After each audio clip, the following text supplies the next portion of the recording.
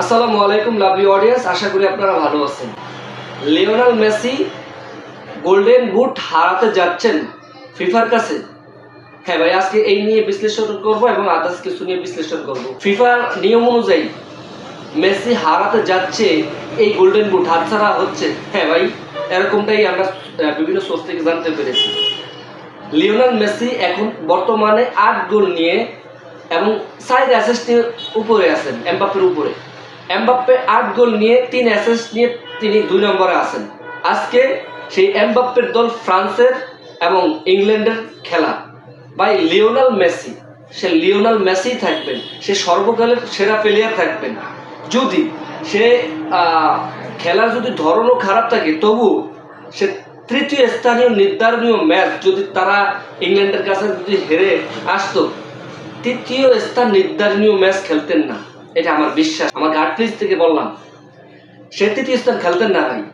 আজকে ঠিকই মাঠে নামবে গোল্ডেন বুটের জন্য, এত বড় একটা অপরচুনিটি এবং ফিফার নিয়ম অনুযায়ী এটা আসলে কোনো রকম মানানসই না আর টেকসই না ভাই। এই তৃতীয় স্থান নির্ধারণীয় ম্যাচ এটা জাস্ট একটা অর্থর খেলা। এইখানটায় যদি আপনি জয় করেন, পরবর্তী 2030 সালে বিশ্বকাপে আপনি 1 নম্বর 2 নম্বর 3 নম্বর পজিশনে চান্স পাবেন। বিষয়টা আসলে মোটেও সেরকম না। এটা কোনো কার্যকর না। এটা জিতলে আরেকটি খেলা পাবেন, সেমিফাইনাল বা ফাইনাল, এরকমটাও না বিষয়টা। তাহলে এটা শুধুমাত্র অর্থবহ করে এখানে। তো এইখানে যে পারফরমেন্স করবে এটা প্রভাবিত করবে ফাইনালে। আসলে এটা মানানসই তো নাই, টেকসইও না। এখন আপনারা বলেন গোল্ডেন বুট এটা কিভাবে হাতছাড়া হয়, এবং যে সবচেয়ে উপরে থাকবে সেই তো পাবে। আমি কি 9টা করুক অথবা 10টা করুক এমবাপ্পে লাস্ট ম্যাচে, ডাজেন্ট ম্যাটার।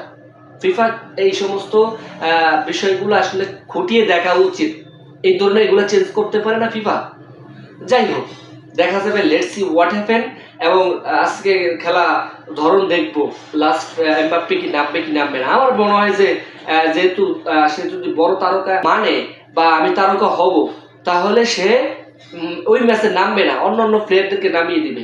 আর যদি গোল্ডেন বুটের জন্য আশা থাকে, তাহলে মনে করুন যে লোক প্লেয়ার, লোক সামলাইতে পারে না, বড় প্লেয়ার দাবিদার মনে করে, অথচ ফালতু। যাই হোক, 1930 সালে উরুগুয়ে ভার্সেস আর্জেন্টিনার ফাইনাল খেলা হয়। সেইবার আর্জেন্টিনা হেরে যায় এবং রানার্স আপ হয়। প্রথমবারের মতো উরুগুয়ে জিতে যায় এবং 2 স্প্যানিশ ভাষাভাষী, উরুগুয়ে স্প্যানিশের ভাষায় কথা বলে, আর্জেন্টিনা স্প্যানিশ ভাষায় কথা বলে। এই প্রথম দ্বিতীয়বার 2 ভাষাভাষীর মাঠে নামতে আছে। স্পেন ভার্সেস আর্জেন্টিনা, 2 ভাষাভাষী, এই নিয়ে দ্বিতীয়বার বিশ্বের প্রায় 96 বছর পরে।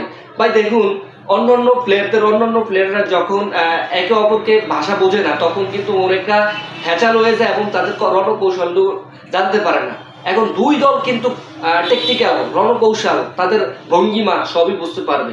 কারণ সেই আর্জেন্টিনা স্পেনের থেকে স্বাধীন পায়, তারাও কিন্তু স্পেনে কথা বলতে পারে, স্পেন তাদের ভাষাগতভাবে কথা বলতে পারে। এই নিয়ে টানা 2টি বার স্প্যানিশ ভাষাভাষী হতে চলছে, মুখোমুখি হতে যাচ্ছে। Lamine Yamal versus Lionel Messi খেলা হবে উড়াদুরা মাঠে ময়দানে। এবং টানা যদি আর্জেন্টিনা জিতে যায়, back to back champions in Argentina, তাহলে টানা 3য়বার হতে যাচ্ছে।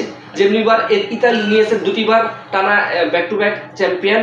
দেন ব্রাজিল টানা সেই প্লেয়ারের আমলে 2টি বার নিয়েছেন জুলিরিমা কাপ। দেন আর্জেন্টিনা যদি এইবার জিতে যায়, টানা 2 বার জিতে যাবে, চ্যাম্পিয়ন্স হবে এবং টানা 3য় দেশ হিসেবে আর কি এই অর্জনটা লাভ করতে পারবে। শুভকামনা থাকবে আর্জেন্টিনার জন্য। আর আর্জেন্টিনার খেলা 20 তারিখে আগামী রাত 1টায় এক মহাকাব্য লেখা হবে আশা করি। লিওনেল মেসিরা রণকৌশল করতে আছে এবং কিভাবে তাদের ডিফেন্ডিংকে ভেঙে ধুমড়ে মুচড়ে মেসি গোল দিবে। আমার বিশ্বাস, কার্ড ফ্লিপ থেকে বলা হয়েছে, এবং আমার বিশ্বাস 90 মিনিট পর্যন্ত আমরা আশাহত হব না, আশায় নিয়ে থাকবো।